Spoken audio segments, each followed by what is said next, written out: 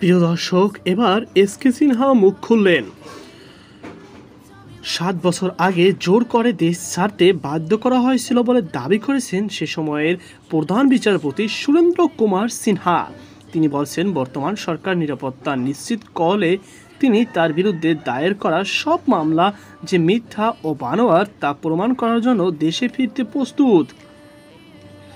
গত 14 August video কলের মাধ্যমে বিদেশ থেকে ডেইলি স্টারকে দেওয়া একান্ত সাক্ষাৎকারে তিনি বলেন, আমি বাংলাদেশে ফিরব, এখন আমি গ্রিন সিগন্যালের জন্য অপেক্ষা করছি।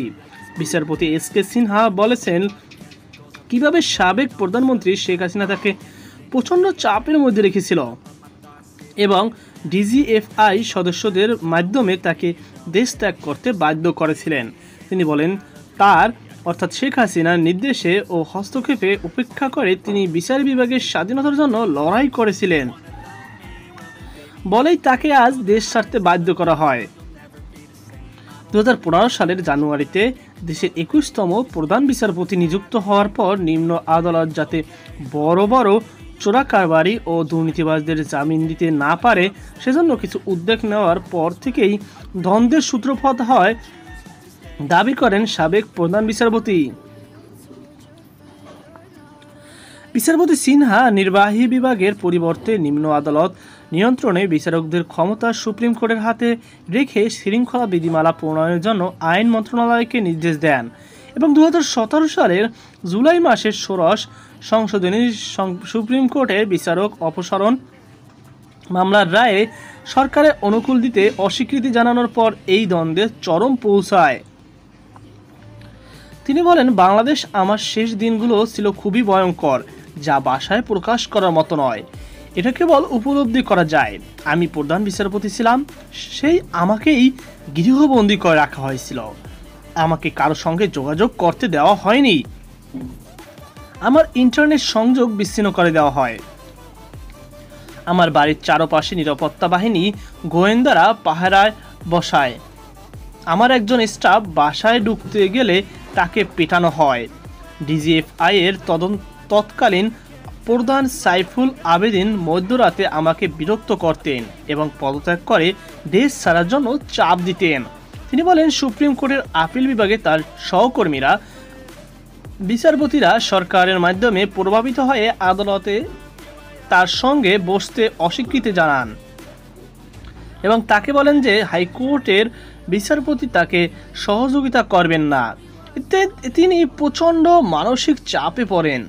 তখন আমি ভেবেছিলাম আমার দেশে থাকার কোনো অধিকার নেই। এমনটি বলেন এসকে সিনহা। 2017 সালের 3 জুলাই তৎকালীন প্রধান বিচারপতি এসকে সিনহা নেতৃত্বাধীন আপিল বেঞ্চ রায় সংবিধানের ষোড়শ সংশোধনী বাতিল করে রায় দেন। এর ফলে সুপ্রিম কোর্টের বিচারকদের অসদাচরণ তদন্ত ও অপসারণের সুপারিশ করার ক্ষমতা সুপ্রিম জুডিশিয়াল কাউন্সিলের হাতে ফিরে আসে। বিচারপতি সিনহা বলেন, আগের রাতে 2 জুলাই তৎকালীন রাষ্ট্রপতি আব্দুল হামিদ তাকে প্রধানমন্ত্রী শেখ হাসিনা, বর্তমানে পুলিশ হেফাজতে থাকা আইনমন্ত্রী আনিসুল হক এবং অ্যাটর্নি জেনারেল মাহবুব আলম, বর্তমানে মৃত, সঙ্গে বৈঠকের জন্য বঙ্গভবনে ডেকে পাঠান। তিনি বলেন, বৈঠকে শেখ হাসিনা তাকে পরদিন 3 জুলাই সরকারের পক্ষে রায় দিতে বললেও তিনি বিচার বিভাগে স্বাধীনতার স্বার্থে তা প্রত্যাখ্যান করে।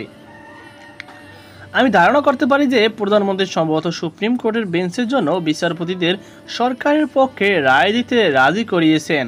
এক পর্যায়ে প্রধানমন্ত্রীর সঙ্গে বাকবিতণ্ডা চরম ওঠে এবং আমি তাকে বলেছিলাম যে আমি এখনই পদত্যাগ করব। তখন তিনি আমাকে পদত্যাগ না করার অনুরোধ করেন এবং বলেছিলেন, আমি পদত্যাগ করে জনগণ এটা খুব খারাপভাবে নেবে। তিনি আমাকে আমার ইচ্ছে মতো কাজ করার কথা বলেন। এমনটি বলেন বিচারপতি সিনহা। বিচারপতি সিনহা বলেন, 2017 সালের 3 জুলাই আপিল বিভাগের 7 বিচারপতির ষোড়শ সংশোধনী বাতিল করে সর্বসম্মতিক্রমে রায় দেওয়ার পর শেখ হাসিনা সহ ক্ষমতাসীন দলের সংসদ সদস্যরা 5 ঘন্টার বেশি সময় ধরে বিষোদ্গার করেছিলেন। তখন আমি ভেবেছিলাম সরকার হয়তো আমাকে আর দেশে থাকতে দেবে না। আমি তড়িঘড়ি করে অন্যান্য প্রাসঙ্গিক কার্যক্রম রায়ের পূর্ণাঙ্গ বিবরণ প্রকাশ সহ শেষ করেছিলাম। আমি এশিয়া প্যাসিফিক দেশগুলোর প্রধান বিচারপতিদের একটি সম্মেলনে যোগ দিতে জাপানে গিয়েছিলাম। কনফারেন্স রুম থেকে বের হওয়ার পর ডিজিএফআই থেকে ফোন আসে এবং আমাকে দেশে ফিরতে নিষেধ করা হয়। একদিন পর আমি সিঙ্গাপুর হয়ে বাংলাদেশে ফিরে আসি। ঢাকায় বিমানবন্দর নামার পর দেখতে পাই 5 থেকে 6 জন ডিজিএফআই সদস্য আমাকে ঘিরে রেখেছে। তারা সেখানে উপস্থিত আমার কর্মকর্তাদের কাছে যেতে দিচ্ছিল না। একজন লম্বা মতো লোক আমাকে বললেন তারা আমার সঙ্গে 1 কাপ কফি খেতে চান এবং আমাকে তাদেরকে 5 মিনিট সময় দিতে হবে। আমি তাদের বাসা সংযত করতে বলি এবং প্রোটোকল মানতে বলি। রেগে গিয়ে বলি গেট লস্ট। আমার নিরাপত্তা নিশ্চিত করার অজুহাত তারা আমার সঙ্গে গাড়িতে উঠতে চেয়েছিল। আমি তাদেরকে বলি যে আমার একটি গাড়ি এবং নিরাপত্তা আছে, আমার তাদের কোনো দরকার নেই এবং চলে যাই। এটা ছিল আরেকটি বাজে সংকেত। আমি আদালতে সুপ্রিম কোর্টে যাই। একদিন আমি সবেমাত্র আমার কাজ শেষ করেছি, তখনই ডিজিএফআই প্রধান আমার অফিসে আসেন। তিনি আমাকে বলেন প্রধানমন্ত্রী নিজেই তাকে পাঠিয়েছেন এবং তিনি আমাকে পদত্যাগ করতে এবং দেশ ছেড়ে চলে যেতে বলছেন। আমি চিৎকার করে বললাম আপনি কে এবং আপনি এসব কি বলছেন? ডিজিএফআই প্রধান বলেন তারা শুধু প্রধানমন্ত্রীর আদেশ বাস্তবায়ন করেন, আইনমন্ত্রী বা অ্যাটর্নি জেনারেল নয়। আমি তাকে বেরিয়ে যেতে বলি। এরপর আমি ঘরে ফিরে গেলে আমাকে গৃহবন্দী করে রাখা হয়। সুপ্রিম কোর্টের রেজিস্ট্রার জেনারেল আমাকে বলেছেন যে তাদের কিছু করার নেই। তিনি আমাকে কয়েকদিনের জন্য ছুটি নিতে বলেছিলেন। আমি মানসিকভাবে বিপর্যস্ত হয়ে পড়েছিলাম। আমার সেক্রেটারি 7 দিনের ছুটির জন্য একটি দরখাস্ত তৈরি করেছিলেন এবং আমি তাতে সই করেছিলাম। বিকেলে আমি বাসায় ফিরে দেখি আমার বাসভবনের সমস্ত দরজা বন্ধ। সাদা পোশাকের সেনা সদস্যরা আমার বাসভবনের ভিতরে সব জিনিসপত্র দখলে নিয়েছেন। আমার বাসার ইন্টারনেট সংযোগ বিচ্ছিন্ন ছিল। পরদিন সকাল 10টার দিকে আমি আমার আবাসিক অফিসে ফিরে কাজ করেছিলাম। মোহাম্মদ আব্দুল ওয়াহেব মিয়া আমাকে ফোন করে আমার সঙ্গে দেখা করতে চাইলেন। আমি তাকে আমার বাসায় আসতে বলেছিলাম। ওয়াহেব আমাকে তার বাসায় যেতে বললেন। তিনি বললেন তার বাসায় অন্য বিচারপতি আছেন। সঙ্গে সঙ্গে বুঝতে পারলাম এখানে ষড়যন্ত্র হচ্ছে।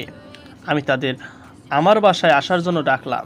তখন তারা এসে আমাকে জানায় যে তারা আমার সঙ্গে আদালতে বসবে না। আমি বুঝতে পারছিলাম আমার পায়ের নিচের মাটি সরে যাচ্ছে। সরকারের প্রভাবিত হয়ে তারা অর্থাৎ বিচারপতিরা এই অবৈধ সিদ্ধান্ত নিয়েছেন। এই অবস্থার মধ্যেই 2017 সালের 13ই অক্টোবর রাতে ঢাকা ত্যাগ করেন বিচারপতি সিনহা। বিচারপতি সিনহার অনুপস্থিতিতে তৎকালীন আপিল বিভাগের জ্যেষ্ঠতম বিচারপতি ওয়াহেব প্রধান বিচারপতির দায়িত্ব পালন করেছেন। ডেইলি স্টারের সঙ্গে আলাপকালে বিচারপতি সিনহার অন্তর্বর্তী সরকারের প্রধান উপদেষ্টা নোবেলজয়ী অধ্যাপক মোহাম্মদ ইউনুস এবং প্রধান বিচারপতি সৈয়দ রেফাত আহমেদকে অভিনন্দন জানান। সাবেক প্রধান বিচারপতি তিনি বাংলাদেশে ফিরতে প্রস্তুত। আমার নিরাপত্তা নিশ্চিত হলে আমি দেশে ফিরব। আমি সবুজ সংকেতের অপেক্ষায় আছি। আমি সংশ্লিষ্ট আদালতে আত্মসমর্পণ করব এবং প্রমাণ করব যে আমার বিরুদ্ধে দায়ের করা মামলাগুলো মিথ্যে।